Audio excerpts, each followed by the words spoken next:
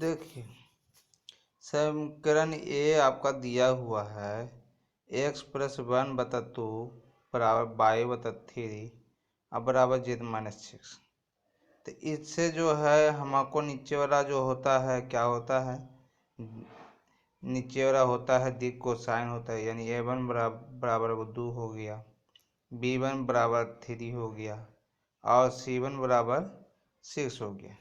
दूसरा समीकरण देखिए, दूसरा समीकरण दिया हुआ है कि यहाँ पर कि b1 बराबर 10x+2y-11z बराबर 3।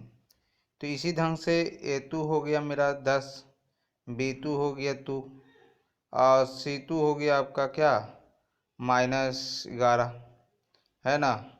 अब ये हो गया तथा अब दोनों वेक्टर ए का मान निकाल लेते हैं पहले, अब वेक्टर बी का मान निकाल लेते हैं।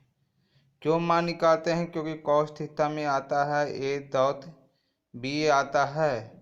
अब बता ए डॉट बी आता है, मेरे नीचे उसका मान है, नीचे क्या है ए का वेक्टर ए का मान, वेक्टर बी का मान है। तो इसलिए हम सबसे पहले मान निकाल लेते हैं। तो वेक्टर ए का मान निकाल रहे हैं तो क्या हो जाएगा 2 का स्क्वायर प्लस 3 का स्क्वायर प्लस 6 का स्क्वायर, हर कर दीजिए तो आ गया आपका ए बराबर 7। उसी ढंग से वेक्टर बी का मान निकाल लेते हैं। तो वेक्टर बी का मान निकाल लेते हैं तो 10 का स्क्वायर 2 का स्क्वायर और 11 का स्क्वायर, 100 प्लस 4 प्लस 21 बराबर हो गया बी बराबर 225 हो गया, उसका आपका 15 आ गया।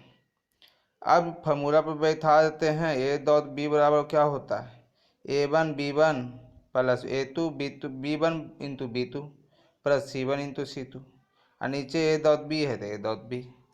अब इसका मान लिख देते हैं, ए का मान क्या हुआ 2 हो गया आपका, ए का मान क्या हुआ यहाँ से 2 हो गया और ए2 का मान हो गया 10, b1 का मान हो गया 3 और b2 का मान हो गया 6। तो इस ढंग से c1 का मान हो गया 6 और c2 का मान हो गया -11। तो इस ढंग से मान आप लिख लीजिए। उसके बाद यहाँ पर a का मान और b का मान बैठा दीजिए 7 और 15। बैठाने के बाद आप हल कीजिए, हल कीजिएगा तो यहाँ पर हो गया 10 दूनी 20, 3 दूनी 6 और 11 66 -66, नीचे हो गया 7 गुनी 15।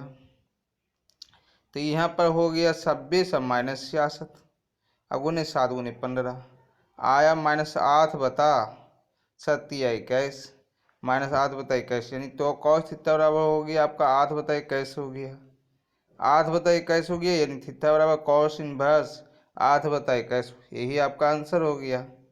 लेकिन अगर साइन में बनाना चाहते हैं तो साइन थीटा बराबर होता है √1 - cos स्क्वायर थीटा, यानी √1 माइनस cos थीटा आपको मालूम है 8 बटा 21, तो 8 बटा 21 का स्क्वायर। तो यहाँ पर देख रहे हैं कि 21 का स्क्वायर क्या हो गया 441 लघुत्तम हो गया, 441 माइनस अथी थी 64।